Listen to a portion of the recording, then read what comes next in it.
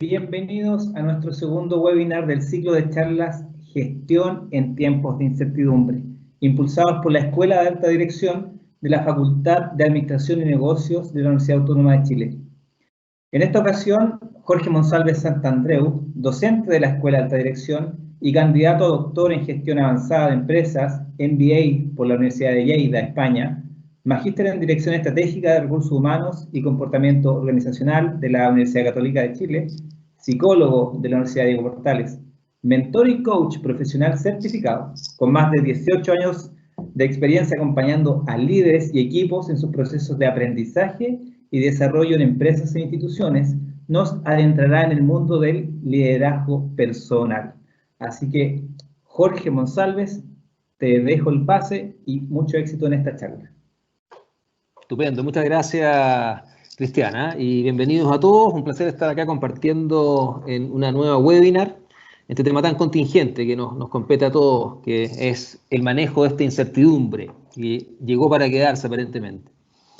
Bueno, y efectivamente estamos viviendo momentos muy vertiginosos, y la idea de esta webinar es que conversemos respecto de qué manera podemos trabajar nuestro liderazgo personal para de una u otra forma enfrentar de una manera más efectiva este contexto que se nos viene y que está desde hace ya meses acompañándonos.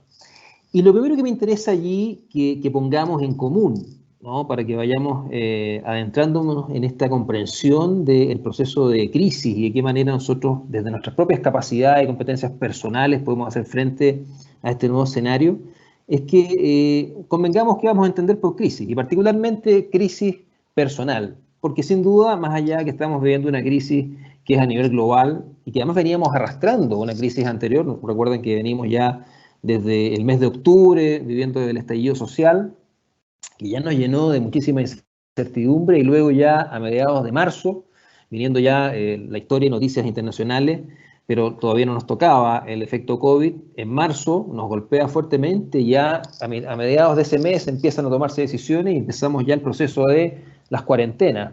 Esa crisis indudablemente que nos impacta de una u otra forma, nos lleva a muchos, porque cada uno de nosotros vive estos procesos de forma distinta, a una crisis personal.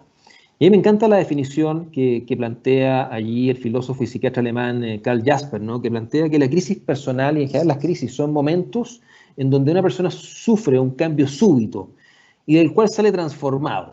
O sea, hay un impacto, hay un proceso en donde de una u otra manera hay un quiebre en nuestro continuo en la vida, y eso nos impacta y nos genera una oportunidad de transformación, en donde o surge una nueva resolución desde la perspectiva de Jasper, o viene la decadencia. Ustedes saben que las crisis o nos hacen crecer o nos destruyen. Sin duda que el ser humano es un ser eminentemente resiliente, y por tanto siempre hay una oportunidad de crecimiento y de reinvención. Y lo que me encanta de esta definición que plantea Karl Jasper es lo que viene al final, ¿no? Que plantea como un punto de inflexión fundamental, que es que ahí viene el momento de una inevitable decisión, y tiene que ver con cómo cada uno de nosotros, viviendo esas crisis que pueden ser de diferentes tipos. Hoy día estamos viviendo, insisto, una crisis global más una crisis local, social, pero las crisis son diversas, y el tema está en que cada uno de nosotros debe ir viendo la manera como enfrenta estas crisis, y allí viene un momento de tomar una decisión. Ahora, para que entendamos qué ocurre con nosotros, ¿no? Y cuál es el fenómeno que va sucediendo en nosotros y en nuestra forma de percibir la realidad, en nuestra visión de mundo cuando estamos cursando por una crisis.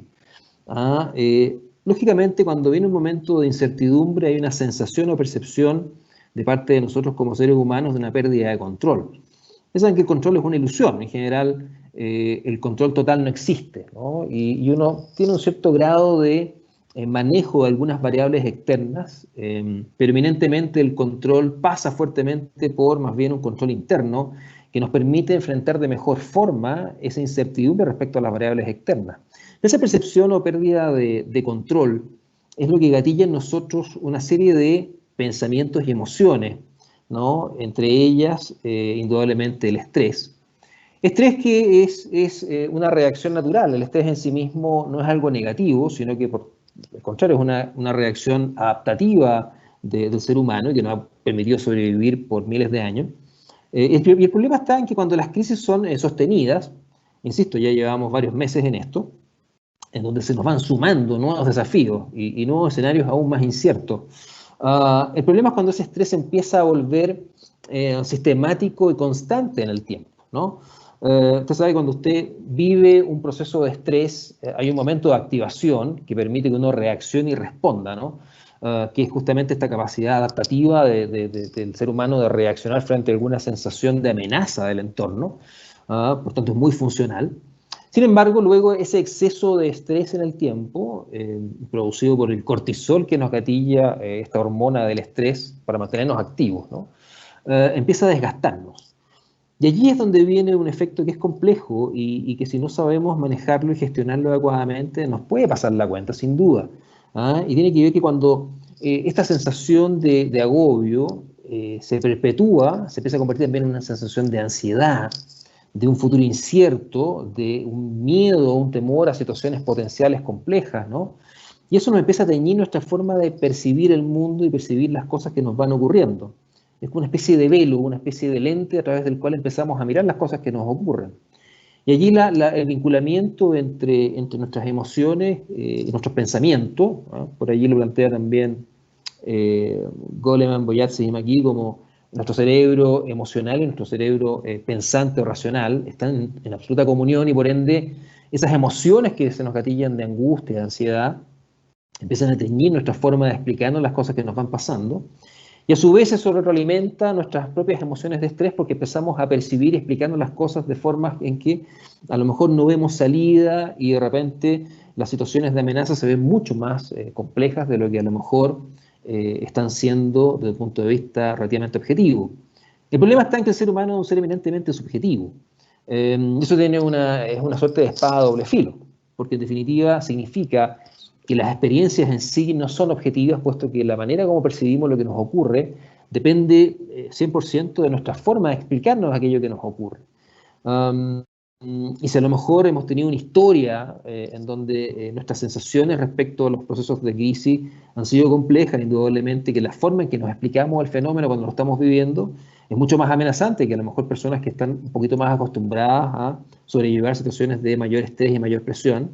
Y por ende, esta nueva crisis a lo mejor genera en ellos una posibilidad o una oportunidad.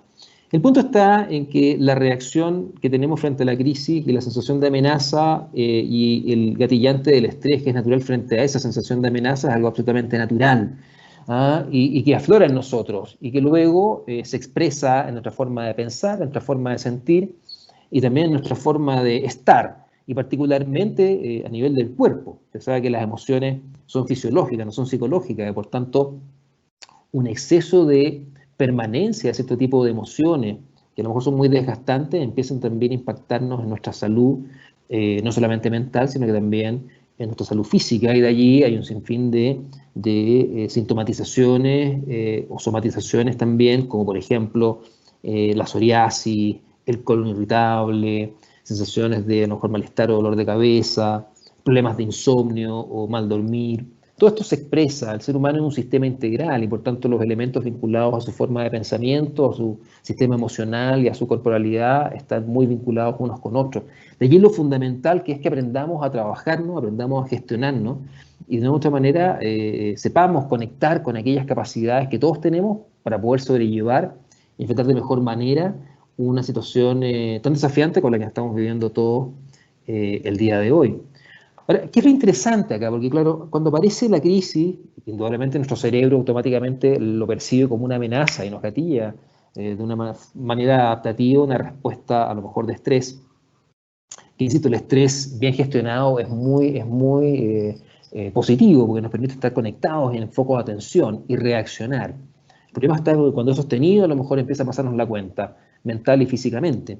El punto está en por qué hay personas que cuando viven situaciones que son semejantes, en términos de crisis a lo mejor vital, en términos de a lo mejor alguna crisis profesional, en términos de alguna crisis de carácter personal o este tipo de crisis que estamos viviendo hoy día, social y también de salud o relacionada con la pandemia, porque algunos lo viven de una forma diferente a otras personas, porque algunas personas perciben esos escenarios como una amenaza, como un problema, como algo difícil de sobrellevar y están muy conectados cuando las cosas no funcionan o no se dan como ellos esperan con el concepto de fracaso, ¿no? Y eso tiene su forma de percepción y finalmente es como ellos se definen a sí mismos en ese tipo de escenarios, mientras otras personas, ¿no?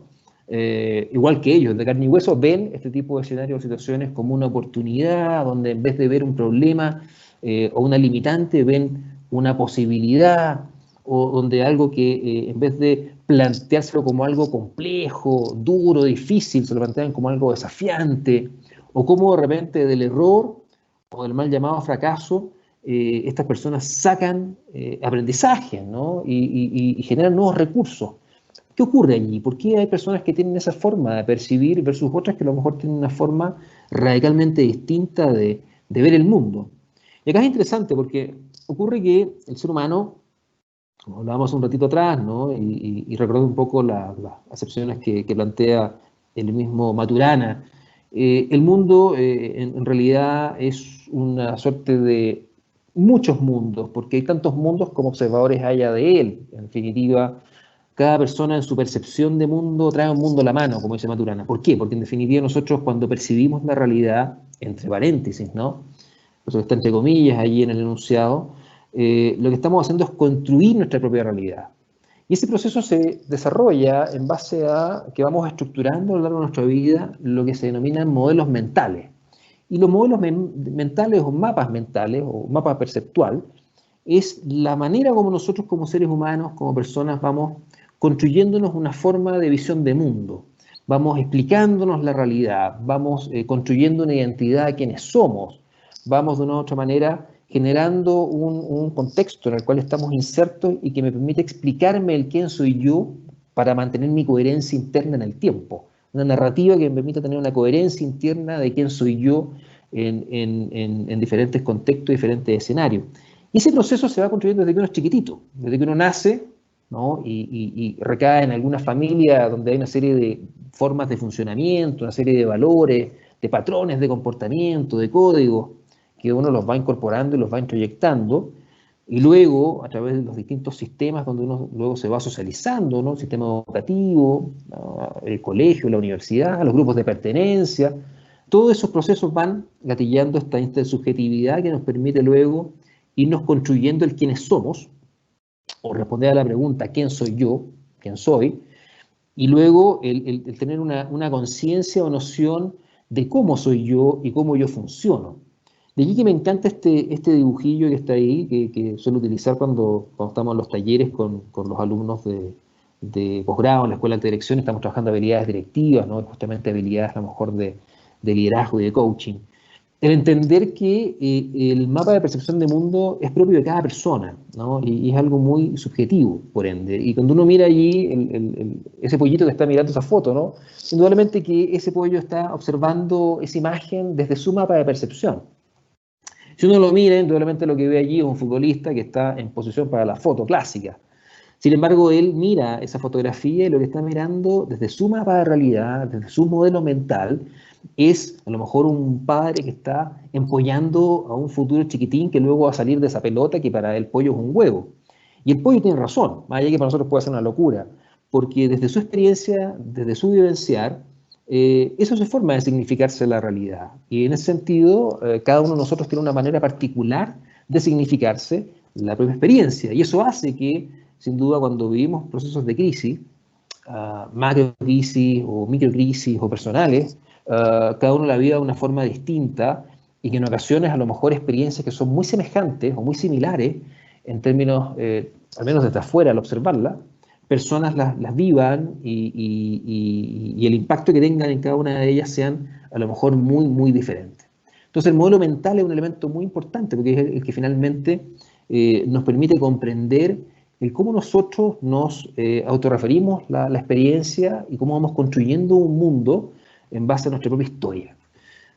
Y lo interesante es que finalmente esos modelos mentales, ¿no? De esa forma de explicarme la realidad, de, como dicen por ahí, de contarme un cierto cuento de quién soy yo y cuál es mi contexto, cuál es mi escenario y cómo yo funciono en él, va luego instalando en mí una serie de hábitos tanto de pensamiento como de comportamiento.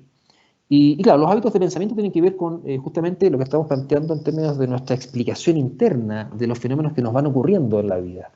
de qué manera cuando tengo a lo mejor un problema con un otro, tengo a lo mejor un desafío que enfrentar en el trabajo, tengo un conflicto interpersonal con otra persona, tengo a lo mejor una situación compleja con mi equipo, cómo ese fenómeno para mí tiene un significado particular y probablemente para otra persona tendrá un significado distinto, pese, insisto, a que desde afuera sea el mismo fenómeno. Y eso luego trae consigo el que también se instalen en nosotros hábitos de comportamiento, o sea, formas reiterativas de ser y estar, formas que se van repitiendo en el tiempo de cómo vamos reaccionando frente a determinados estímulos o determinados desafíos en la vida. Y lo paradojal del ser humano, y que además es un fenómeno que viene luego y lo vamos a comentar un poquito más adelante, por un mecanismo de economía cognitiva, digamos, uno va seteándose mentalmente y luego lo complejo de ello es que vas instalando estos hábitos de comportamiento, de reacción, y que finalmente empiezan a actuar de forma inconsciente muchas veces. Y eso te va entrampando en círculos viciosos que hacen que muchas veces te quedes atrapado en situaciones o problemáticas que no logras resolver porque siempre recurres a la misma forma de análisis del problema o siempre recurres al mismo patrón de comportamiento para resolver dicho problema y por tanto el resultado final siempre sigue siendo el mismo, ¿no? Por ende, la lógica del modelo mental que uno trae consigo y va construyendo a lo largo de su vida, junto con estar conscientes de que uno va instalando e instalándose hábitos de pensamiento y hábitos de comportamiento, es un elemento basal fundamental para poder entender de qué forma podemos trabajarnos para ir enfrentando de una forma mucho más efectiva estos contextos que indudablemente demandan de nosotros mucho más en términos de autogestión y también de ciertas habilidades que luego las vamos a ir desarrollando. Y aquí viene la magia de toda esta cosa, porque aquí viene lo maravilloso que es nuestro cerebro y que, lo que la neurociencia nos ha regalado este último tiempo, y entender que nuestra capacidad cerebral, nuestra capacidad cognitiva, tiene una habilidad maravillosa, que es la neuroplasticidad.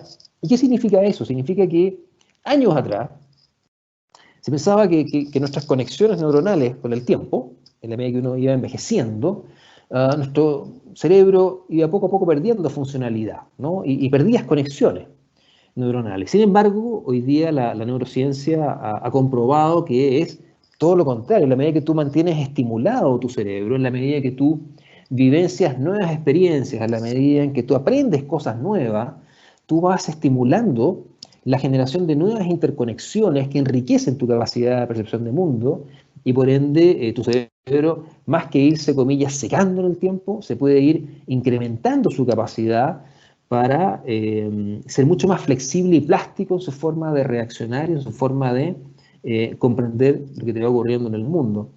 Y ahí lo mágico es lo siguiente, que el cerebro en términos de percepción, ustedes saben que insisto, la realidad es una realidad entre paréntesis, porque es una realidad mediatizada por nuestro sentido y luego por nuestro cerebro que interpreta esa realidad, y el cerebro no distingue entre realidad e ilusión. Por tanto, eso es una posibilidad y una oportunidad que nos permite muchas veces el resignificarnos la experiencia de una manera que sea mucho más constructiva, mucho más positiva y que nos permita expandirnos en vez de a lo mejor reprimirnos en nuestros procesos de desarrollo y de aprendizaje. Por tanto, la neuroplasticidad es una cosa maravillosa y que de una u otra forma nos abre un mundo de oportunidad y a la vez nos, comillas, obliga a hacernos cargo de nuestra responsabilidad personal, de justamente ya no poder justificarnos en nuestra historia, ya no poder justificarnos en nuestras vivencias, para de una u otra manera explicar el por qué somos así o el por qué reaccionamos de tal o cual manera. Porque finalmente esto nos lleva a la conclusión tremendamente desafiante y que siempre me encanta cuando me toca trabajar con líderes, el desafiarlos a que se hagan cargo de sí mismos y su forma de ser y estar, que en definitiva es una forma de ser y estar que es una decisión. O sea, ellos son como son porque quieren serlo. Cuando tú logras darte cuenta que finalmente estás condicionado y todo esto tiene que ver con una serie de hábitos instalados en el tiempo, perfectamente tú con tu capacidad de plasticidad neuronal puedes reformular eso y puedes extinguir comportamientos disfuncionales, instalar nuevos comportamientos que sean funcionales y en definitiva irte transformando en una mejor versión de ti mismo y por ende ya no cabe la justificación de que uno es como es porque, bueno, así me criaron, o porque finalmente ya a mis años, bueno, ya no puedo cambiar porque ya estoy muy rigidizado. Por el contrario, uno siempre puede cambiar cuando uno quiera hacerlo, ¿no? Y eso está hoy día avalado, y es lo maravilloso, por la neurociencia. Entonces luego aquí viene la decisión, ¿no? Me cuelgo nuevamente de esa muy bonita forma de definir la crisis personal de Jasper, ¿no? La decisión primordial, digamos, oye, bueno, frente a una crisis, ¿qué actitud voy a tomar? Frente a una crisis o situación compleja o una situación adversa, ¿qué actitud o qué rol voy a tomar? ¿El rol de una víctima o el rol de realmente hacerme cargo de la situación y de mí mismo, que sería el caso de un líder? Víctima tiene que vivir bueno, dejar que las cosas pasen, asumir que lo que hay es, bueno, consecuencia de los planetas, a lo mejor, con mucho cariño a querido Pedro Engel, o Mercurio retrógrado, lo que sea, a las circunstancias. Liderazgo tiene que ver con darte cuenta de que muchas situaciones y circunstancias vitales que te toca vivir hoy tienen que ver en muchos aspectos con decisiones o no decisiones que a lo mejor tomaste o no tomaste en cierto momento determinado de la vida. Eso te permite a la vez también sentir, vuelvo a esta sensación de pérdida de control frente a la crisis, a retomar el control y que finalmente el actor principal de tu proceso de vida eres tú mismo. Y como consecuencia de eso, viene esta invitación a hacerte cargo de asumir un rol mucho más activo frente a una situación de crisis o adversidad, versus esperar que las cosas pasen o se resuelvan por sí mismas, digamos, porque eso es muy complejo, porque finalmente ahí pierdes el control de ti mismo, y si ya pierdes el control de ti mismo, bueno, estás perdiendo absolutamente el control de todo. Entonces ahí la invitación es esa, cómo frente a la crisis, y dado que estamos dándonos cuenta, ¿no? Y nos estamos conectando a través, insisto, de la neurociencia, de esta maravillosa capacidad que tenemos todos los seres humanos de resignificarnos la experiencia, de una u otra manera, de poder reescribir la historia. Me gusta mucho plantear la propia percepción de uno mismo y un poco la pregunta que uno se hace muchas veces de quién es uno, que uno es como una especie de historia o libro que uno va escribiendo, ¿no? Y que hasta cierto grado hay un momento determinado en esa narrativa personal en donde a lo mejor otros van escribiendo la historia de nosotros. Cuando a lo mejor somos más chicos, cuando a lo mejor aún no hemos madurado, cuando a lo mejor somos niños todavía, dependemos de adultos, figuras significativas que determinan un poco nuestra percepción del mundo, antes de la adolescencia. De ahí viene obviamente el quiebre de la adolescencia, que tiene que ver con buscar la propia identidad, algunos con mayor acento que otros. Pero luego hay un momento en esa narrativa en donde ya el lápiz queda encima de ese libro y ya tiene que uno tomar el lápiz y empezar a escribir la propia historia, ¿no? Hacerse cargo de la historia que uno quiere escribir y finalmente hacerse cargo de quién uno quiere llegar a ser. Eso es muy bonito como camino de desarrollo del liderazgo. Y cuando uno habla de liderazgo, uno suele como anclar esa capacidad fuertemente a lo externo, fuertemente a las competencias directivas, fuertemente a la capacidad del líder para influir en otros, para movilizar a otros hacia un objetivo, que claramente sí, son parte del ejercicio del liderazgo, y más cuando uno habla de liderazgo organizacional. Sin embargo, esas capacidades relacionales o estratégicas son absolutamente inocuas o vacías o de corto plazo, cuando no has trabajado previamente competencias más bien personales, cuando no has trabajado liderazgo desde adentro hacia afuera, que es justamente la invitación que le estamos haciendo a través de esta webinar, que es, oye, el liderazgo parte por casa, el liderazgo parte por trabajarme yo mismo, el liderazgo parte por conocerme en mis formas de funcionamiento, el liderazgo parte por darme cuenta cuáles son mis niveles de condicionamiento, cuáles son mis creencias que tengo instaladas respecto a la vida, respecto a las cosas, a las situaciones, a mí mismo. ¿Cuáles a lo mejor esas creencias que tengo instaladas o que traigo conmigo puede que a lo mejor sean limitantes, ¿no? Y cuestionarse desde allí y desafiarse a hacer cosas distintas. Entonces, ese desafío personal es el que permite luego el que el liderazgo aflore y se pueda expandir hacia otros, ¿no? Y ahí viene el ejercicio del liderazgo para con otros. Pero ese ejercicio no puede darse si es que no previamente hay un trabajo personal importante de autoconocimiento y de autodesarrollo. Y por tanto, claro, la antítesis del liderazgo, ¿no? El antónimo por excelencia del liderazgo es el rol de víctima, sin lugar a dudas. Entonces, el liderazgo tiene que ver con tomar acción, hacerte cargo, y eso hacerse cargo parte por hacerse cargo de uno mismo. Y por tanto, el liderazgo comienza por liderarnos nosotros mismos. Y esa es la invitación. Porque si primero nos están diciendo, mira, tu forma de percibir la realidad tiene que ver con tu historia, tu manera de explicarte las situaciones que te van ocurriendo y a la vez cómo ellas te afectan, tiene que ver también con tu propia decisión personal de cómo ellas te pueden afectar. Si te están diciendo a la vez también que tu cerebro es finalmente el que va construyendo tu propia realidad y por ende tú tienes la capacidad plena de poder resignificar esas experiencias de una manera que sea diferente y que te abra nuevas posibilidades, no te queda más y no te queda otra que asumir tu propio liderazgo personal, ¿no? Y creo que en situaciones de crisis, sin duda que son oportunidades para conocernos mucho más, para desafiarnos mucho más, y sin duda es que permite que aflore lo mejor de nosotros, porque insisto, el ser humano es en excelencia un ser resiliente y que es capaz de reinventarse. Me ha tocado la posibilidad este último tiempo, desde el estallido social a la fecha, estar acompañando a distintos líderes y equipos, ¿no? Desde la mirada a lo mejor del liderazgo en crisis, ¿no? que es un apellido un poco forzado, porque por allí un académico de Columbia Business School, que Paul Ingram, manifiesta que finalmente las competencias del liderazgo en crisis son simplemente las competencias del liderazgo llevadas a un nuevo nivel de estándar de excelencia, digamos, porque te demandan mucho más como líder, tanto en tu propia autogestión como en tu capacidad de resonar emocionalmente con aquellos que te rodean. Pero me ha tocado acompañar allí a líderes y también a equipos de trabajo. Y sin duda, algo que uno puede sacar en común del proceso vivido es que este escenario, partiendo por el estallido social y pasando luego por el COVID y el fenómeno de la cuarentena, sumado a la dinámica de este teletrabajo forzado, y digo forzado porque es un trabajo a distancia que es en condiciones bastante adversas, digamos, porque finalmente uno está en un lugar que es la casa de uno, como estamos hoy día nosotros ahora, por ejemplo, y que se vuelve un lugar que psicogeográficamente va modificándose y cambiando de identidad, porque es por un lado tu hogar, tu casa, por otro lado se vuelve el homeschool, en la medida que puedes ir siguiendo un poco la demanda y el trote del trabajo escolar con tus hijos, se vuelve además tu home office, entonces finalmente este escenario es muy desafiante, y ahí lo que generan las personas es que de una u otra forma han logrado irse adaptando al fenómeno,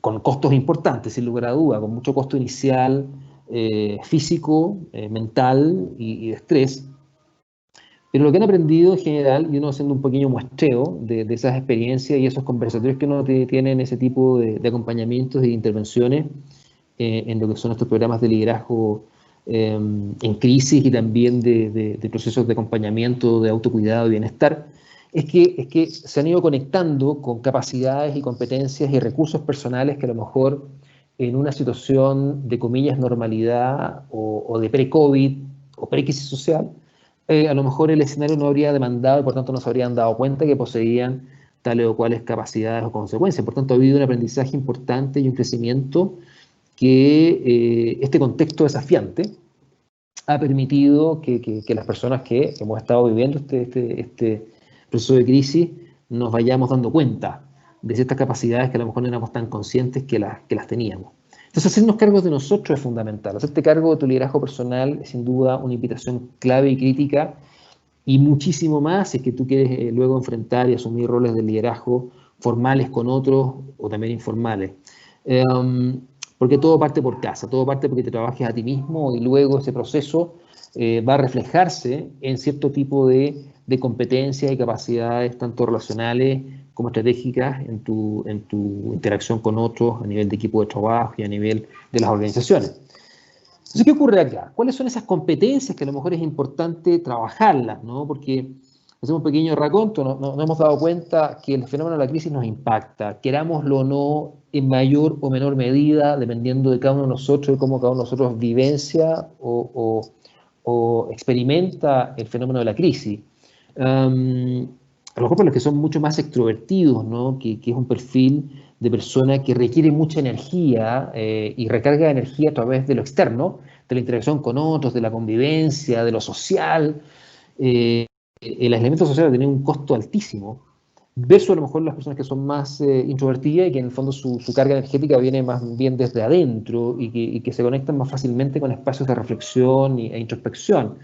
Depende mucho de cada persona, depende mucho de su construcción y percepción de mundo y de su propia identidad, cómo esto afecta en mayor o menor medida. Pero lo que sí es compartido y es transversal es que en la medida que nos conozcamos mejor y que desarrollemos ciertas competencias fundamentales, y entre ellas está indudablemente nuestra capacidad de inteligencia emocional, vamos a poder sortear de mejor manera y vamos a salir fortalecidos, sin duda, del desafío que nos convoca a todos este proceso de pandemia. De allí, bueno, les comparto obviamente, siguiendo la línea de Goleman, ¿no? Un poquito su clásico libro de inteligencia emocional publicado en el año 95 y luego el año 2005, junto con Richard Boyatzis y Gianni McGee, publican en el 2013 Primary Leadership, que es un libro muy potente, un modelo muy interesante, con mucha data también, en donde hacen una conexión entre el ejercicio efectivo del liderazgo con el desarrollo de las competencias de la inteligencia emocional, ¿no? Tanto de las inteligencias que son intrapersonales como interpersonales y cómo eso impacta en la capacidad de gestión de un líder luego en el ejercicio real del rol. Y allí es importante en el manejo de la crisis y el liderazgo personal, sin duda, estas dos grandes categorías de competencias de la inteligencia emocional. Una que es la conciencia de uno mismo, que tiene que ver con, bueno, ¿qué tan capaz soy yo de darme cuenta o tomar conciencia de cómo me estoy sintiendo? ¿Qué tan capaz soy yo de ser consciente de qué manera esto me está afectando y en qué medida esto impacta en mi forma de a lo mejor reaccionar y desenvolverme en mi escenario y en mis contextos actuales? Sin duda hoy el contexto compartido por varios es, insisto, la casa, ¿no? Y en ese espacio uno comparte con la familia, con los niños, con la pareja, con quienes están en ese momento conviviendo. Y allí es interesante el hecho de que no todos tenemos esa capacidad a lo mejor de darnos cuenta cómo estamos funcionando. Muchos desde la racionalidad del ser humano tratamos de decirnos que estamos bien, tratamos de decirnos que a lo mejor no estamos tan estresados, que tratamos de a lo mejor compensarnos diciendo que a lo mejor hay otros peor que nosotros, pero finalmente ahí es muy importante el que dado que uno está conviviendo con otras personas, el pedir feedback a esas personas. Yo creo que allí la conciencia de nuestras propias emociones y el darnos cuenta cómo las cosas nos afectan, tiene que ver mucho con la capacidad de poder pedir feedback muchas veces a otros que comparten con nosotros, que nos ven en ciertos contextos y ciertos espacios, en un escenario a lo mejor de normalidad, serán nuestros colegas de trabajo. La cultura del feedback es muy potente en términos de desarrollar liderazgos transversales, que parten por ser muy conscientes de nuestras propias fortalezas y nuestras oportunidades de mejora. Pero el día que estamos encerrados, sin duda, en nuestro grupo más cercano, son aquellos que nos pueden regalar feedback, que nos pueden enriquecer mucho la posibilidad de darnos cuenta realmente qué tanto nos está afectando este proceso y qué tanto no. Porque desde afuera los otros pueden percibir nosotros cambios en el comportamiento, modificaciones en nuestra actitud frente a la reacción de determinadas situaciones o circunstancias, y por ende es muy enriquecedor el que uno tenga ese tipo de conversaciones también con aquellos que hoy día conviven con nosotros y que de una u otra manera se vuelven también nuestro principal colchón, contenedor emocional. Entonces, conciencia uno tiene que ver con qué tan consciente soy yo de mis propias emociones, qué tan consciente soy yo de cómo ciertas situaciones me afectan en mayor o menor medida, qué emociones a lo mejor me hacen más eficaz versus otras emociones que a lo mejor me vuelven no del todo tan eficaz. Eso es parte de tu autoconocimiento y es muy importante trabajarlo como una competencia personal fundamental. Luego, una adecuada valoración de uno mismo, digamos, y adecuada valoración tiene que ver con yo siempre le he dicho a la gente que nadie te va a querer más que tú mismo, ¿no? Y esa autoestima de la imagen personal es muy importante, esa valoración personal es muy importante, pero con un juicio crítico de realidad, vale decir, con una conciencia que no sobrevalore ni subvalore tus capacidades, pero que tengas claridad respecto de en qué eres bueno, cuáles son tus fortalezas, en qué te destacas, así como también en dónde a lo mejor te pierde el zapato y requieres apoyo y acompañamiento de otro en ese tipo de situaciones o circunstancias.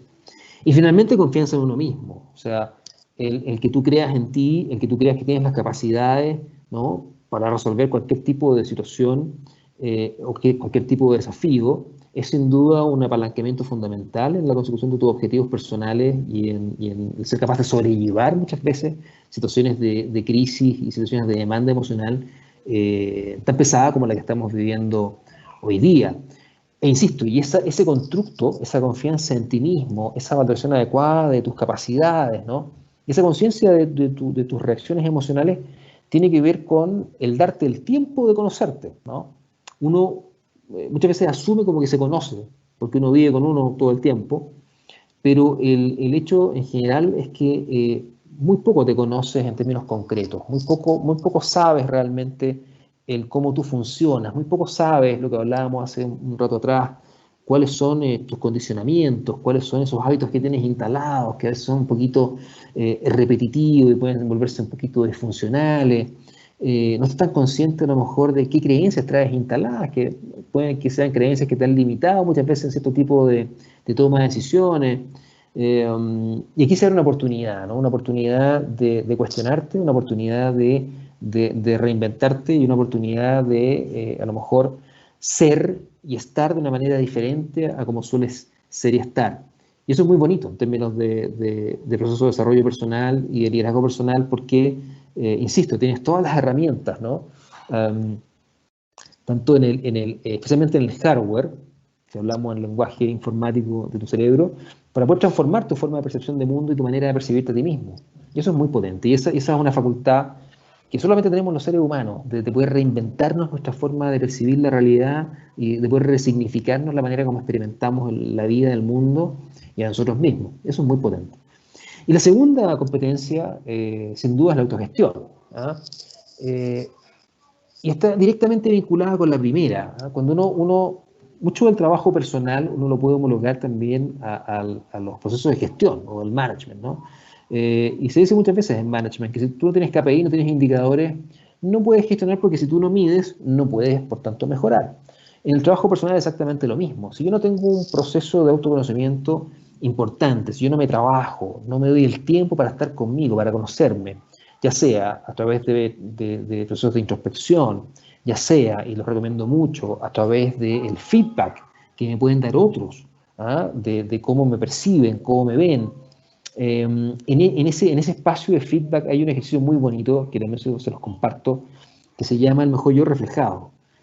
Y el mejor yo reflejado es un ejercicio bien simple y que es solicitarle a aquellos que te conocen, que trabajan contigo, que a lo mejor han compartido contigo espacios de diferentes características, ¿no? Pueden ser compañeros de estudio, pueden ser compañeros de colegio, de la universidad, del trabajo, de un posgrado, familiares, amigos, ¿no?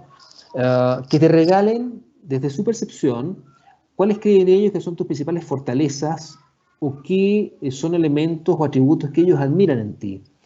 Y que además te digan en qué situaciones o contextos han observado en ti esos atributos, esas fortalezas. Ese ejercicio de feedback positivo, pues se llama mejor yo reflejado, que más va muy en la línea de los modelos actuales de desarrollo de liderazgo, que tiene que ver con apalancarte en las fortalezas y solamente ocuparte de las debilidades más críticas, pero el foco está en apalancar fuertemente las fortalezas para transformar lo bueno que haces en extraordinario.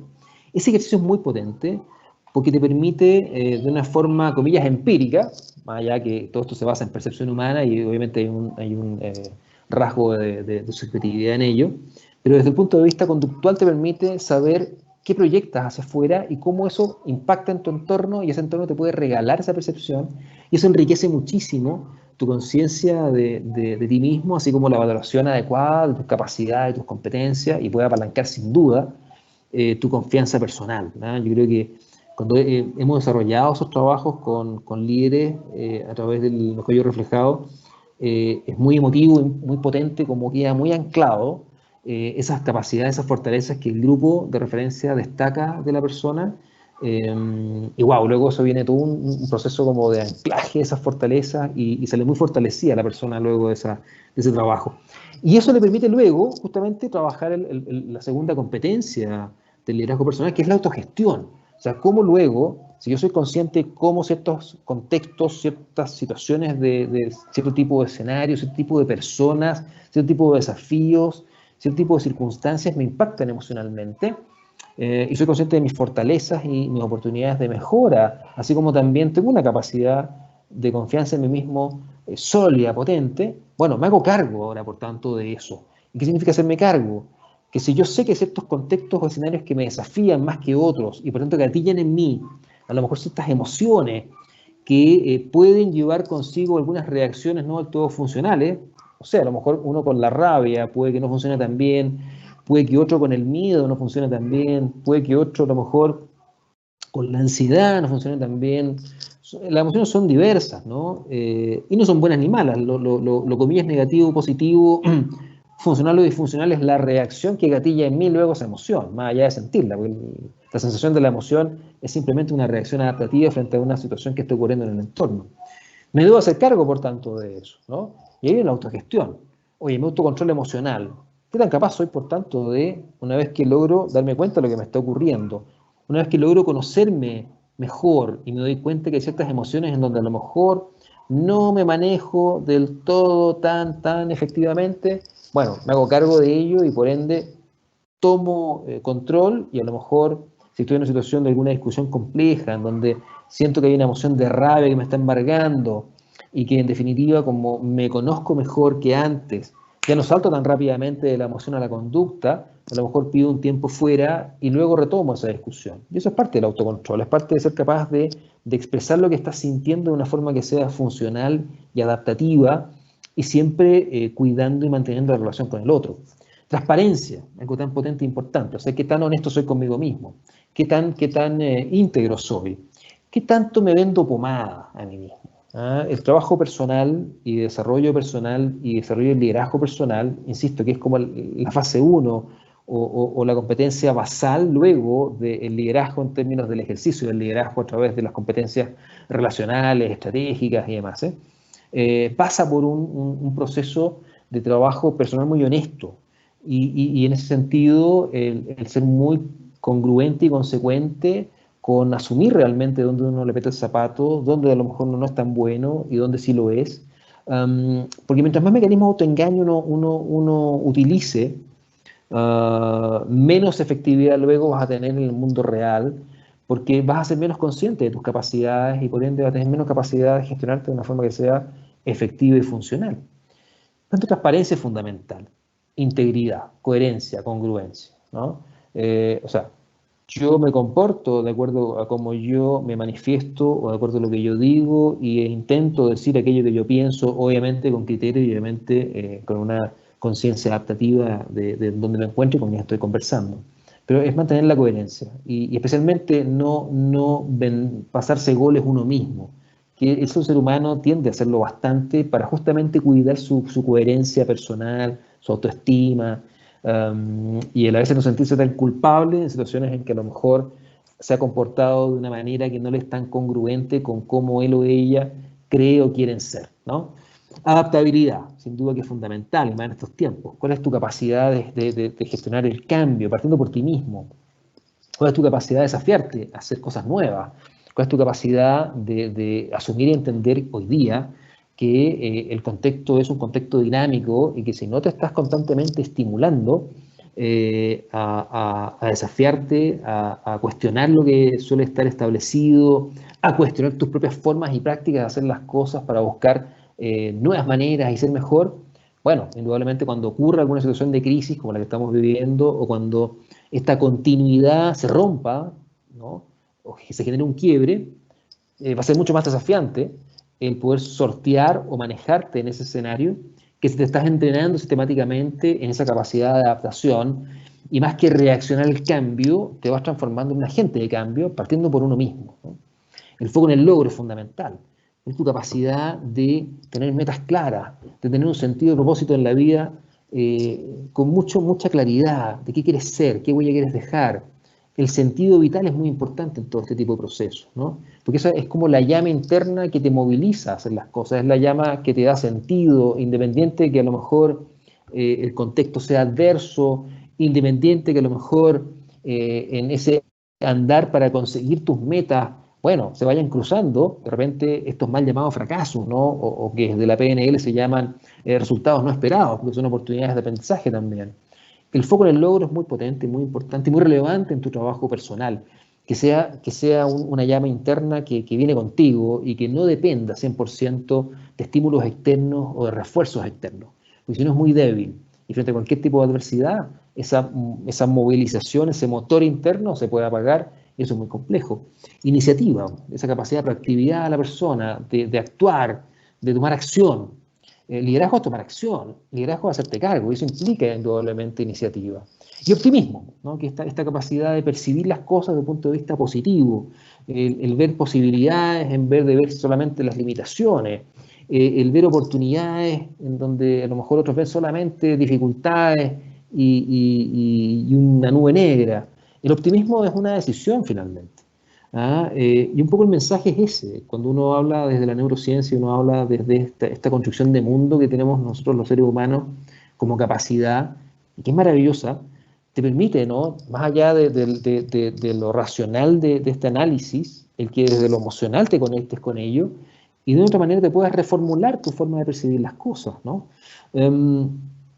Y que hay que entenderlo no como una suerte de optimismo naïve, ¿no? O optimismo inocente, sino que es un optimismo real, positivo. De ver de qué forma esto que me está golpeando hoy día me va a volver más fuerte después. De darte cuenta cómo hoy día eres la persona que eres, producto de a lo mejor una serie de situaciones adversas, duras, una serie de dolores que a lo mejor te ha tocado vivir y que te han ido transformando en el ser humano íntegro que eres hoy.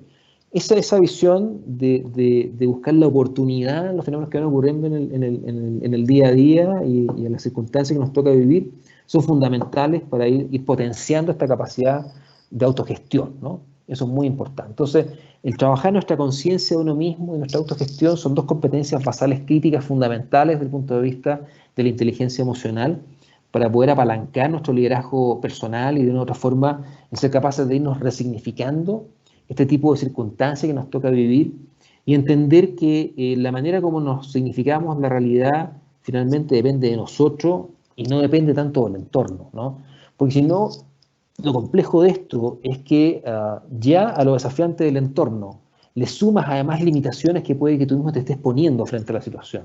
Y eso no es la lógica es por el contrario, buscar en ti mismo recursos, oportunidades, fortalezas que te permitan reinventarte, que te permitan salir adelante y que por tanto te permitan salir fortalecido de toda esta experiencia que es esta crisis y que por tanto, y es más, es una pregunta que le he hecho a varios de mis coaches con los que estamos trabajando programas de coaching ahora en formato a distancia, y tiene que ver, bueno, luego de todo este proceso, luego que cuando volvamos a la mal llamada nueva normalidad, cuando, comillas, retomemos esos espacios que a lo mejor tuvimos que dejar hace meses atrás, ¿qué habrá mejorado en ti? ¿Qué habrá cambiado para mejor? ¿Qué crecimiento podrías decir que has logrado luego de todo este proceso? ¿O sigues siendo exactamente el mismo que entró a la pandemia, el que salió hoy día, ¿no? Entonces ahí viene el cuestionamiento. ¿Qué es lo que yo voy a sacar en limpio de todo esto, ¿no? Y ahí la posición, insisto, de víctima es la queja. De liderazgo, justamente el cuestionarte. Bueno, estoy enfrentando este escenario. No puedo no enfrentarlo, porque estamos todos insertos en la crisis. ¿Cómo me hago cargo de mí y cómo me hago cargo de mi contexto para sacar lo mejor de esta situación y salir fortalecido de esto? Porque en ese proceso, claro, si bien hay círculos de apoyo, hay entorno que uno lo puede contener, hay redes de apoyo, ¿no? Personales, laborales, afectivas, insisto, finalmente está en uno mismo ese proceso de hacerte cargo y de autocuidado. Además que un elemento fundamental también es entender que para poder sortear crisis, insisto, sean personales, sean laborales, sean transversales, como esta que estamos viviendo hoy día, un elemento fundamental es estar uno bien. Uno estando bien puede apoyar a otros. Uno estando bien puede acompañar a otros. Uno estando bien puede ser soporte de otros, ¿no? Por allí surgen estas figuras un poco mesiánicas y un poco inmoladas, ¿no? De esta lógica de generosidad altruista, de postergarse por los demás, de sacrificarse por el otro, y que están bien en cierto grado. Sin embargo, siempre en este tipo de reflexiones toco el ejemplo de los aviones, ¿no? Y cuando uno está por despegar y está ahí el auxiliar de vuelo y le explica a uno que en caso de que el avión capote, lo cual es bien aterrador, pero es una posibilidad, van a caer mascarillas de oxígeno, ¿no? Y lo primero que uno tiene que hacer al momento que eso pase es tomar la mascarilla y ponérsela a uno mismo. ¡Pum! Y después de que uno ha hecho eso, socorre a otras personas, ya sea niños o adultos mayores o gente que a lo mejor está más complicada que uno. Pero no puede uno tomar la actitud altruista de una mala perspectiva, digamos, de poner la mascarilla al otro y después colocársela a uno, porque probablemente uno se va a desvanecer y junto con uno del otro. Acá un poco la lógica es exactamente la misma. Yo debo cuidarme a mí mismo, debo darme mis espacios, debo darme mi contexto de autocuidado y recargarme para poder luego estar bien para los otros que a lo mejor dependen de uno, ¿no? Los otros que dependen de uno desde el punto de vista a lo mejor del rol de jefatura, el rol de liderazgo, otros que dependen de uno desde el rol a lo mejor de familia, de pareja, de papás, de hermanos, de hijos, de lo que sea. Y en ese sentido hay que ser muy consciente que en definitiva para poder acompañar a otros y ayudar a otros desde el punto de vista del liderazgo, a lo mejor. Es decir, el liderazgo además es una capacidad muy personal, es una capacidad transversal, no es simplemente una competencia directiva. El liderazgo es algo que uno trabaja con la persona en términos de integralidad, ¿no? Por tanto, tú ejerces liderazgo en todos los ámbitos en los cuales estás inserto. Ejerces liderazgo en tu casa, ejerces liderazgo con tus hijos, ejerces liderazgo en el día a día, ejerces liderazgo en el trabajo, ejerces liderazgo en los estudios, ejerces liderazgo en todos los escenarios, porque el liderazgo es hacerte cargo. Y por tanto, para ejercer ese liderazgo de una forma efectiva, tienes que partir por estar tú bien, tú en equilibrio y tú trabajando sistemáticamente para ir justamente conectándote con estos recursos, estas capacidades que muchas veces nos damos cuenta que tenemos y que en ocasiones, en situaciones como la que estamos viviendo hoy día, afloran y podemos darnos cuenta del tremendo potencial que teníamos dentro y que a lo mejor no lo habíamos sacado a flote, producto que el contexto no lo había demandado. Ahora, cuando hablamos de resiliencia, uno no puede sino nombrar a Viktor Frankl, digamos, que nada más creó la logoterapia, luego su experiencia en los campos de concentración. Y que ya en su enfoque y en su planteamiento del concepto de resiliencia, que aparte de la resiliencia en algún momento se pensó que era algo que traían algunas personas solamente, o que venía en tu estructura. Había gente que era más resiliente que otra. Sin embargo, hoy día uno sabe que es una capacidad que no puede desarrollarla, sin duda, ¿no? Y que es tremendamente necesaria desarrollar. Y más en el mundo que estamos viviendo hoy día.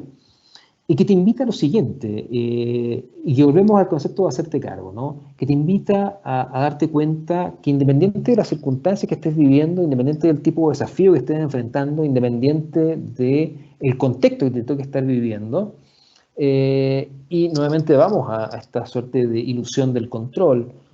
Muchas veces hay variables que tú no puedes controlar y por tanto hay situaciones o contingencias que tú no puedes manejar. Y ese control externo que tú no puedes ejercer, sí lo puedes hacer en forma interna, vale decir, tú puedes decidir la manera como tú vives la experiencia. Y eso, como lo dice Viktor Frankl, es algo que nadie te puede quitar.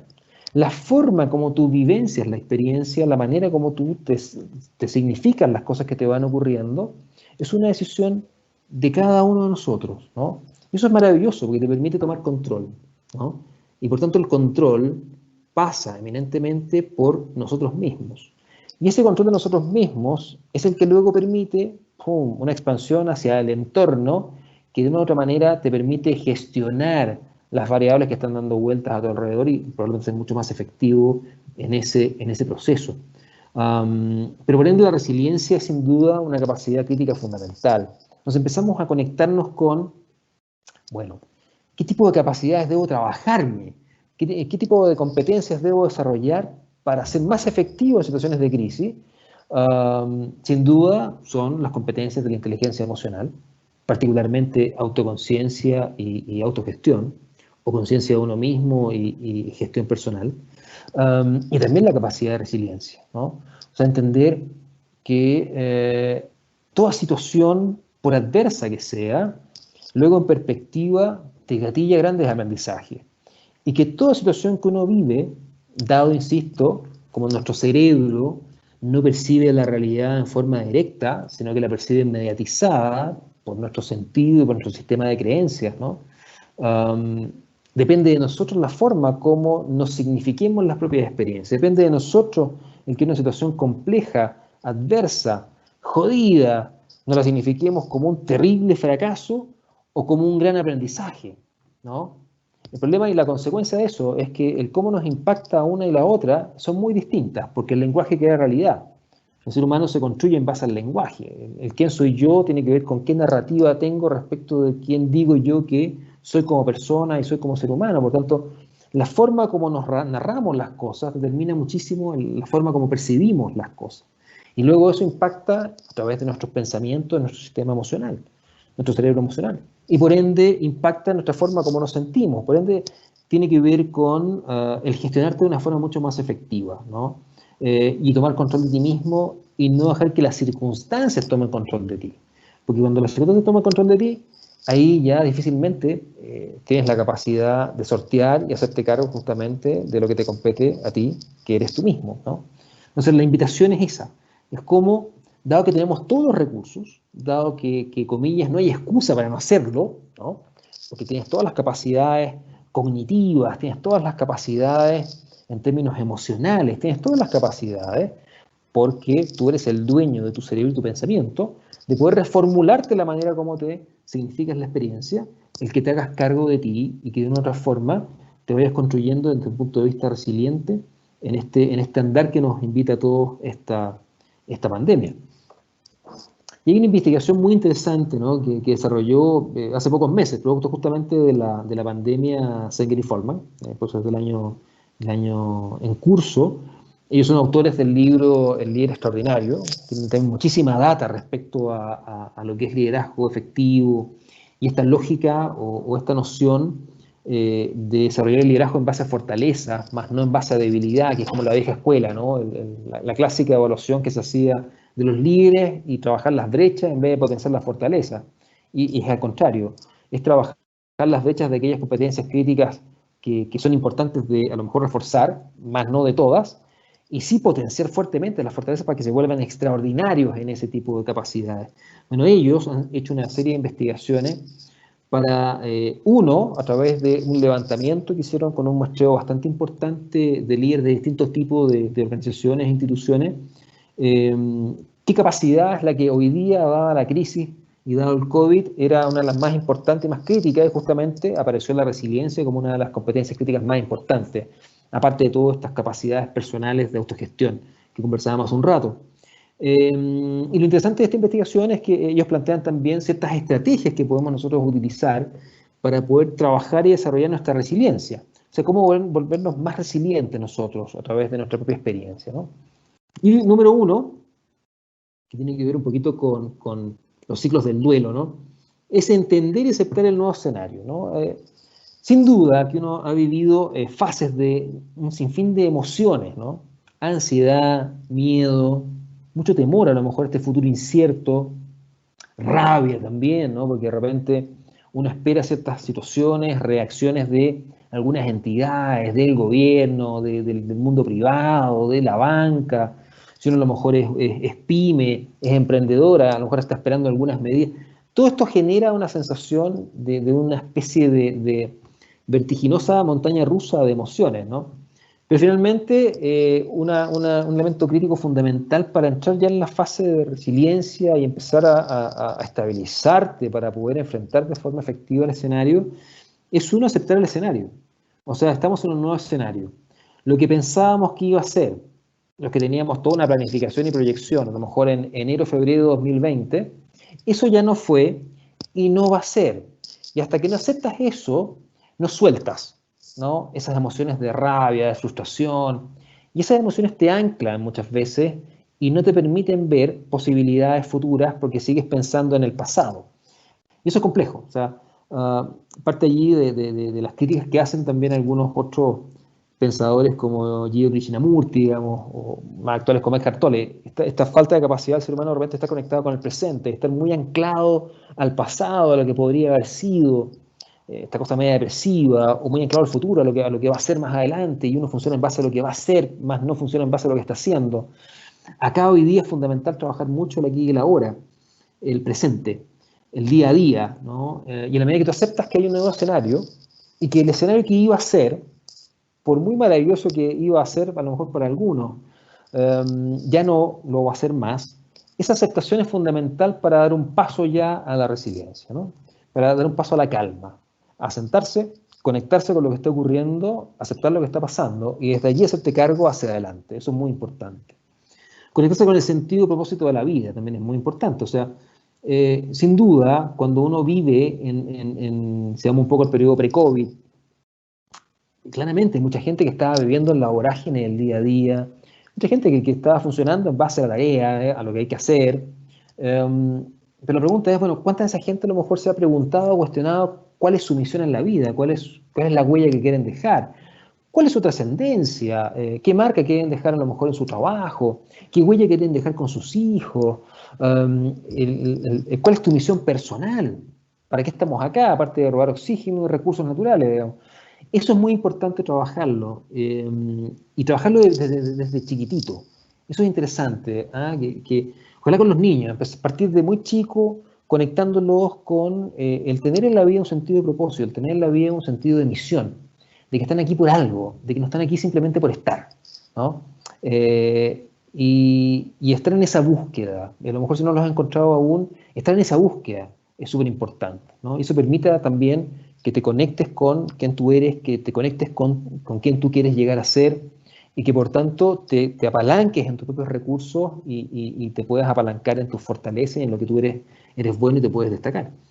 Tener una visión positiva de uno mismo, nuevamente esta visión optimista, pero no inocente, esta visión positiva de uno, pero realista, con conciencia de las fortalezas y como también con conciencia de las propias debilidades y aquellas que son importantes de trabajar y mejorar, pero sí tener la conciencia de que uno es capaz de hacer las cosas cuando uno quiere hacerlas, ¿no?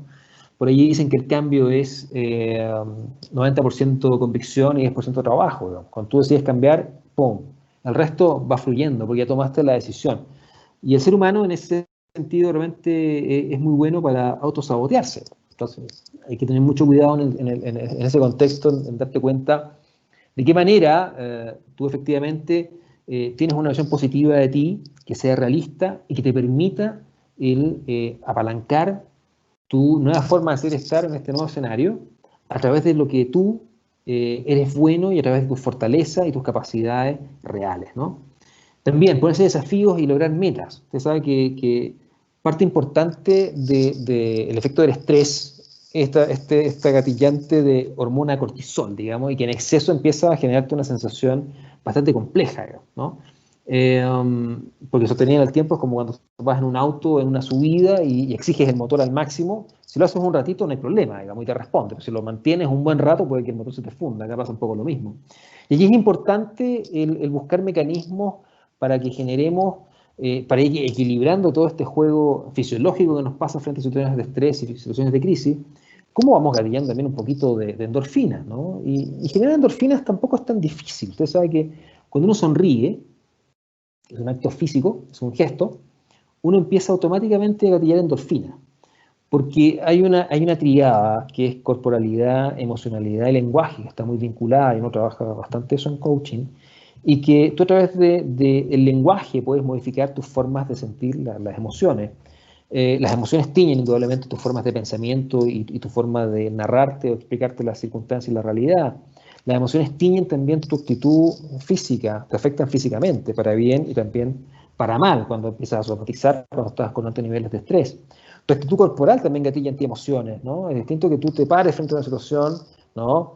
Como digo yo, pecho paloma, digamos, y con mucha confianza en ti, eso gatilla automáticamente una sensación interna distinta a si te presentas frente a una situación físicamente decaído con los brazos abajo. Todo esto está muy vinculado una cosa con la otra. Por tanto, el que gatillemos endorfinas es un desafío muy bonito y que se gatilla de formas muy simples. Una es sonriendo, otra es logrando metas y poniendo desafíos, otras haciendo ejercicio. Todo esto es parte del autocuidado. Cuando conversábamos hace un ratito, lo relevante que es que uno esté bien para poder estar bien con otros, para que uno esté bien para poder estar bien para el equipo, para que uno esté bien para poder estar bien para la familia, para la pareja, para quienes a uno le importan, para quienes uno ama y lo aman a uno. Entonces, eso de ponerse desafíos y lograr metas de corto plazo y tampoco metas tan sofisticadas, son metas chicas, ¿no? Metas pequeñas. Y más hoy día que estamos encerrados y que estamos en esta cuarentena, en donde a lo mejor hay ciertas cosas que uno había postergado, que uno a lo mejor había dejado de lado, y de repente es el momento de tomarlas y asumirlas y llevarlas a cabo. Y eso puede que de repente lograr una pequeña meta, como arreglar alguna cosa particular doméstica en la casa, wow, te llena de alegría y eso te inyecta endorfina y eso te baja los niveles de estrés, ¿no? Insisto, esto es parte de conocerse y cómo uno a través de diferentes estrategias, porque son muy personales, uno puede irse conectando con uno mismo y uno se puede ir trabajando para ir de una u otra manera acompañándose. Uno nunca está solo, uno siempre está con uno mismo. El punto está en que uno aproveche ese estar con uno mismo para cuidarse y para, de una u otra manera, trabajarse y ir transformándose en esa mejor versión que cada uno puede llegar a ser.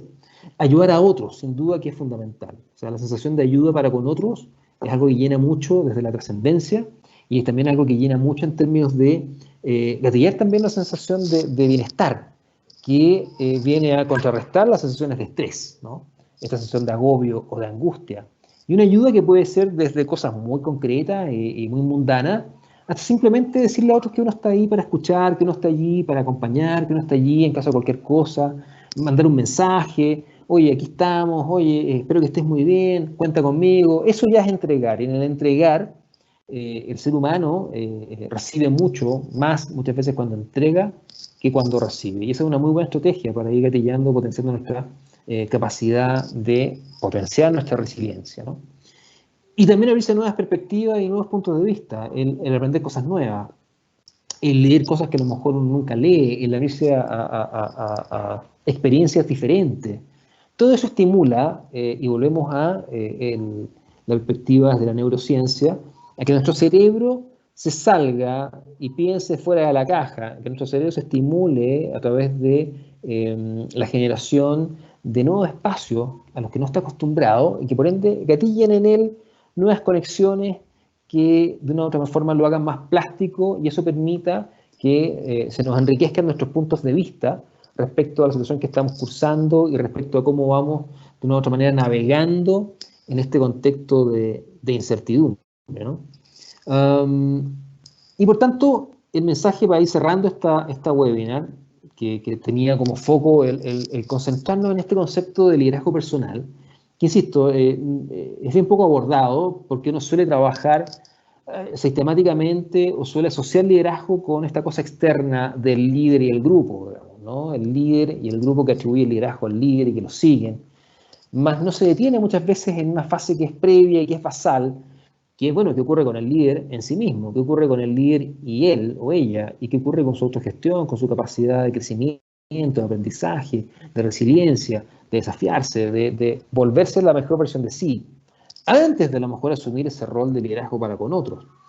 Y por tanto, allí la invitación es un poco la cita que les regalo al final de Joan Brocas, que dice, tú eres el artista que pinta su propio cuadro, porque finalmente tú tienes el lienzo allí, puede que hasta cierto grado en tu vida otros hayan ido pintando con ciertos tonos, ciertos colores, ¿no? Ciertos dibujos, ciertos recuerdos, cierta historia, pero sin duda que hay un momento determinado en la vida en que uno tiene que tomar las riendas de la propia existencia y desde ese lugar, y luego, con el pincel allí de tu lienzo vital, pintando efectivamente el cuadro que tú quieres llegar a ser en términos personales y como líder en el futuro.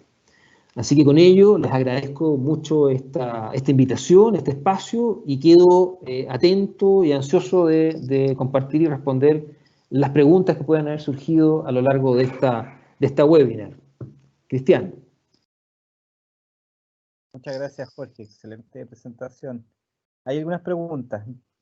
Dicen, bueno, lo más valioso en estos tiempos es tener la capacidad de encontrar oportunidades en lo desafiante del entorno. Eso es el qué. Mi pregunta, ¿cuál es el cómo?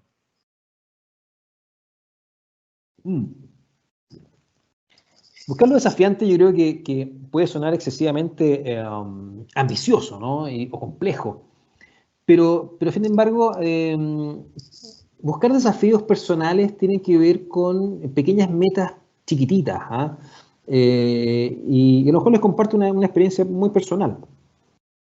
Yo me declaro en términos manuales realmente nefasto, ¿no? Me acuerdo en el colegio, yo era de los que cuando me tocaba hacer los retablos que había que llevar, había una prima mía que era experta en ese tipo de arte y ella me hacía ese tipo de cosas, yo era realmente pésimo. Y eso luego se fue traduciendo en el tiempo en que para hacer todo tipo de actividades domésticas, llámese, no sé, pues instalar una cortina, el taladro, ese tipo de cosas, tipo el constructor, me sentía tremendamente ajeno y absolutamente inoperante. Y solía recurrir a algún amigo que lo invitaba y ahí compartíamos y entre medio me ayudaba y qué sé yo. Y el fenómeno de la pandemia, el estar encerrado, bueno, implicó, en el caso mío, el que tuve que hacerme cargo de ciertos elementos y arreglos acá hogareños, dado que no tenía la posibilidad de invitar a algún amigo y, comillas, vacunarlo con ese tipo de cachos. E inmediatamente mi sensación inicial, que para mí es muy desafiante, era de ineficacia, era de inoperancia, era de, bueno, ¿y cómo hago esto? Va a quedar mal, voy a dejar el hoyo, voy a dejar un desastre en la muralla. Lo que puede ser tremendamente poco relevante, nimio, sin ninguna trascendencia, para cualquiera, digamos. Pero para mí no lo era, porque a lo mejor para mí es importante sentirme eficaz en mis contextos, en mis espacios donde yo me desenvuelvo. Bueno, cuento corto es que, nada, empecé a mirar algunos tutoriales por YouTube, empecé ahí a investigar, comillas, instruirme a través de algún tipo de tutorial, y finalmente me embarqué en instalar un par de cosas que había que instalar y que ya llevaban un rato ahí guardadas, que no se instalaban, producto de, bueno, el día a día y la vida, y lo logré. Y ahí les comparto que para mí fue un logro extraordinario, digamos. O sea, fue para mí casi como un posgrado. O sea, me sentí un tipo tremendamente efectivo en ese tipo de menesteres que, al menos hasta antes de esa experiencia, me sentí absolutamente ineficaz. Y esa sensación de bienestar me generó un incremento en mi autoconfianza, me generó el darme cuenta que si uno se propone cosas las puede lograr, me generó el percatarme que pequeños logros van apalancando nuevas formas de percepción de uno mismo. Por tanto, no es el buscar grandes logros, no es el decir, ya, entonces me pongo como desafío, ir a escalar a los Himalayas. No, tiene que ver con pequeñas metas en las cuales uno siente que a lo mejor no es del todo eficaz, siente que a lo mejor no va a ser capaz de hacerlo del todo bien. Y allí desafiarte, y allí ponerte como meta el hacerlo. O siente que no se atreve, y a lo mejor ahí ponerte como meta el hacerlo igual, a ver qué pasa, a ver con quién me encuentro, a ver con quién me sorprendo. Y va por allí, va por allí. El trabajo personal de crecimiento parte desde lo muy doméstico, o sea, parte desde lo muy personal. Y luego se va extrapolando a otros campos de la vida, como el trabajo, como el rol de liderazgo con los equipos. Y es muy doméstico, muy personal, porque la idea es que todas esas capacidades que uno va desarrollando en la vida, de foco en el logro, de apertura al cambio, de influencia, de impacto, de liderazgo, uno las aplica en todos los aspectos de la vida, no solamente en el ámbito laboral o solamente en lo personal, porque si no, no son reales, no son reales. Yo siempre les transmito a los líderes que oye, no sacas nada con ser un jefe extraordinariamente empático en el trabajo si luego en tu casa no escuchas a nadie ni nadie te conoce. En algún lugar estás mintiendo. Y la idea es que tú tengas esa capacidad de integralidad, de incorporar esas competencias en forma transversal. ¿Y eso cómo te puedes ir desafiando? Bueno, haciendo cosas que a lo mejor sentías que no eras capaz de hacer.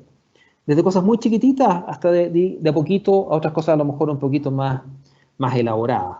Y ahí tienes un cómo, ahí tienes un ejemplo a lo mejor. Muy bien. Sergio dice, después de escucharte, concluyo que la incertidumbre es positiva, porque nos mantiene alerta, moviliza y luego nos obliga a cambiar, lo que facilita nuestra adaptación a escenarios como el actual. ¿Comparte esto? O sea, totalmente. Yo creo que la incertidumbre es una condición sine qua non de la realidad actual. O sea, uno vive en un mundo de incertidumbre. Uno solía años atrás ya estar hablando de que el cambio era lo único constante. Pero hoy día la incertidumbre, y más en estos entornos que nos toca hoy día navegar, estos entornos VUCA, ¿no? Son volátiles, inciertos, complejos, ambiguos. La incertidumbre es parte de las variables del escenario y por ende uno tiene que aprender a navegar en ese mar de incertidumbre. Y efectivamente, pues, ese mar de incertidumbre te mantiene atento. Lo que importa es que ese estar atento, que tiene que ver con ciertos niveles a lo mejor de estrés, pero estrés adaptativo, lo gestiones bien.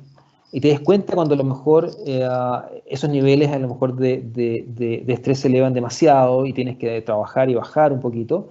Pero yo creo que claramente el escenario actual, y que creo y siento más allá de lo que pase luego aquí 8 meses más, o cuando aparezca la vacuna del COVID, o lo que ocurra, o lo que sea luego en el periodo post-COVID, la incertidumbre va a ser una variable que va a caracterizar nuestro entorno y por ende tenemos que entrenarnos en el funcionamiento en base a la incertidumbre. Por eso que el único espacio de certeza humana no está afuera, está adentro. Por eso que el único espacio de control real está adentro, no afuera, porque afuera hay un sinfín de variables que uno no puede controlar. Y como uno no puede controlar todas las variables, siempre va a haber un aspecto de incertidumbre, mayor o menor, indudablemente cada vez es mayor. Pero el único espacio de control y certeza que uno puede trabajar es el interno. Y ese espacio de certeza, ese espacio de certidumbre interna, permite luego que puedas navegar de forma mucho más efectiva en el espacio de incertidumbre externo, porque esa incertidumbre no te embarga hacia adentro, ¿no? Te mantienes blindado, te mantienes impermeabilizado con tus propias capacidades y tus propias certezas, digamos, de poder navegar y manejarte en ese tipo de contexto. Al momento de autoliderarse, ¿qué tan importante es aprender de los fracasos? ¿O es mejor quedarse pegado y dar vuelta a la hoja? A ver, ahí el fracaso, insisto, ¿no? Desde la programación neurolingüística se le reformula o se le resignifica como un resultado no esperado. Yo esperaba obtener A, hice B, C, D, chuta, y no llegué a A, llegué a Z. Wow, no es lo que yo esperaba. Pero luego, no es lo que yo esperaba, pero aprendí algo de eso. Entonces, efectivamente, de los fracasos hay que aprender. Son espacios de aprendizaje que te permiten darte cuenta qué es lo que funciona y qué es lo que no, pero también te permiten conocerte a ti mismo, te permiten saber de qué estás hecho, ¿no? Yo creo que de allí es lo interesante cuando, por ejemplo, los headhunters buscan directivos, buscan ejecutivos para altas posiciones. Parte de las preguntas que les hacen también es esa. ¿Usted alguna vez ha fracasado? Y claro, si alguien dice, no, yo nunca he fracasado, bueno, puede que tenga un grave problema porque no sabemos cómo va a funcionar o cómo va a reaccionar cuando fracase. Mientras que otros que sí han fracasado y que han visto ese fracaso como una oportunidad de aprendizaje, volvemos a los dos tonos que teníamos, ¿no? Fracaso, aprendizaje. Nube negra, sol, arcoíris.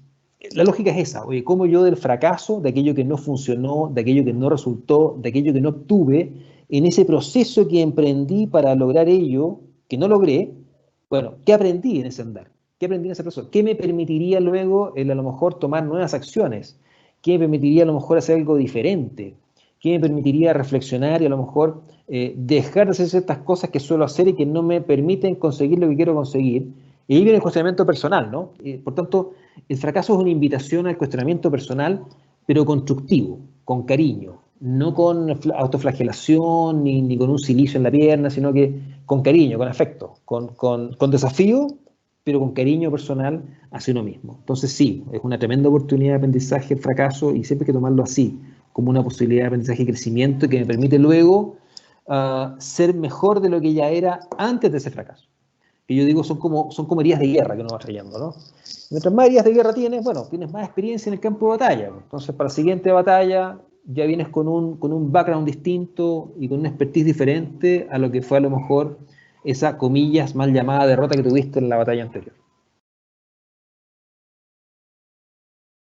¿Qué pasa si tu equipo frustra tu sensación de eficaz, pese a que sientes serlo? Si tú eres parte de un equipo, estoy un poco interpretando la queja de la persona, ¿no?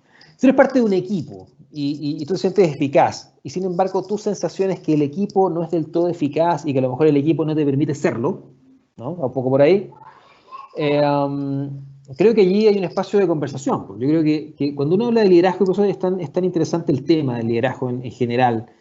Y siempre cuando partimos los procesos de acompañamiento, y lo mismo ocurre cuando hacemos los talleres de habilidades directivas ahí con los muchachos cuando ingresan a los posgrados, ¿no? A los MBA o al máster en gestión de recursos humanos o dirección de proyectos, es entender que uno debe partir por casa. Cuando tú te enfrentas a una situación en la cual tú sientes que podrías entregar mucho más, en la cual tú sientes que podrías impactar mucho más, en la cual tú sientes que podrías sentirte mejor, en la cual tú sientes que a lo mejor no estás aplicando todas tus competencias y todos tus talentos, no por, comillas, culpa tuya, sino que por culpa de otros, ahí la pregunta es, bueno, ¿y qué tanto hay de ti en que esos otros no te dejen ser lo que tú quieres llegar a ser?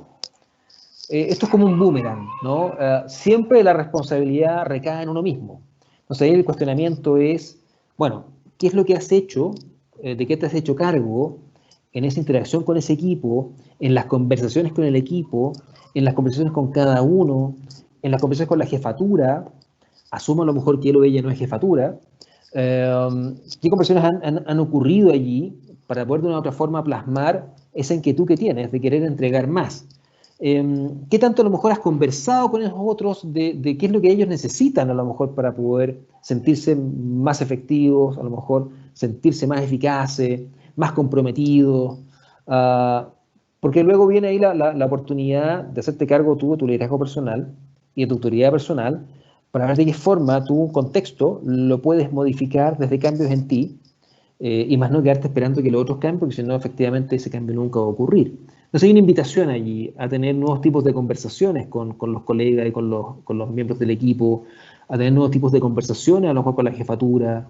Y que, si a lo mejor él o ella es jefatura del equipo, bueno, y hay más todavía responsabilidad en términos de tener ese tipo de conversaciones que abran nuevas posibilidades, ¿no? Pero siempre desde un diálogo que sea constructivo, que sea colaborativo y que sea apreciativo desde lo positivo, porque eso abre posibilidad. Cuando uno va al choque y plantea desde lo negativo, cierra posibilidad y eso no genera crecimiento.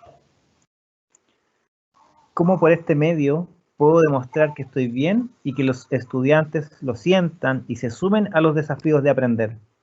¡Wow! Yo creo que este medio, y lo conversaba en la mañana, que estábamos ahí en un taller a distancia, este medio de distanciamiento social tiene como dos aristas, digamos. Uno, que efectivamente estamos más distantes, más lejanos, y de otra forma, si bien estamos conectados a través de la pantalla y estamos viendo los rostros de todos, esa lectura implica mayor demanda de parte de quien está interactuando para poder leer bien cómo está el otro, digamos. Pero también tener un espacio de intimidad para con los otros, ya sea miembros de equipo, ya sea alumnos, ya sea académicos, profesores, líderes, jefes, que antes no estaba, porque cuando uno está en rol, si uno es profesor, por ejemplo, uno llega a la sala, se instala allí, están los alumnos ya sentados, y ese es el setting desde donde uno ejerce el rol de profesor y el rol de alumno. Hoy día no, hoy día es un espacio distinto, en donde a lo mejor el profesor muestra parte de su intimidad y lo mismo pasa con los alumnos. Entonces allí, de parte del profesor, y homologo el rol del profesor al rol del líder, a lo mejor de los equipos, tiene que ver con el darte cuenta de la responsabilidad que implica ese ejercicio de liderazgo de siempre estar preocupado y preguntar el cómo se sienten cada uno de los que son parte de ese colectivo o de esa comunidad de aprendizaje o de ese equipo de trabajo. Y allí los diálogos son súper relevantes, de darse tiempos para eso, darse tiempos para preguntar cómo están, cómo se sienten, de transmitirle también cómo uno se siente, el cómo uno está, de transmitir esa energía positiva, de transmitir ahí volvemos al entregar, buenas vibras, una visión optimista del futuro, y que es parte del rol de los profesores, digamos, que tenemos la comillas responsabilidad de sembrar, pero fuertemente de cosechar el talento que ya está allí en todas estas personas que son los alumnos. Entonces allí el desafío tiene que ver con el darse los tiempos para tener las conversaciones respecto a los temas que hoy día son críticos e importantes y que parten fundamentalmente por cómo estamos como personas. Y luego entrar en materia, sea gestión, sea los contenidos, porque luego lo primero permite asentar la efectividad de lo segundo.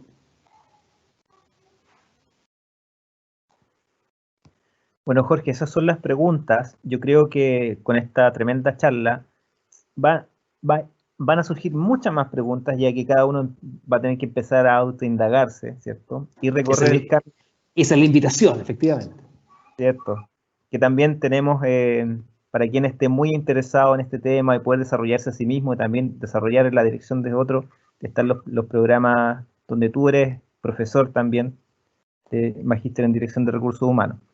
Hay algunos comentarios de felicitaciones, de agradecimientos que te dan también las personas por esta tremenda charla. Y a ver, me parece que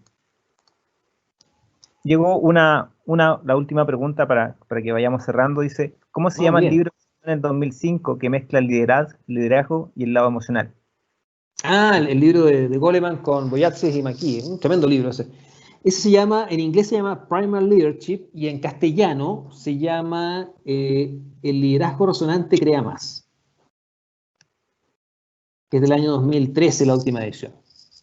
Es un excelente libro, muy, muy interesante, muy digerible y muy aplicable además, ¿no? Y con mucho sustento en data, que es muy importante, más allá de las teorías que pueden tener los autores, más que una visión personal, tiene que ver con una investigación llevada a cabo que finalmente sustenta los resultados que plantean en su modelo de Primal Leadership.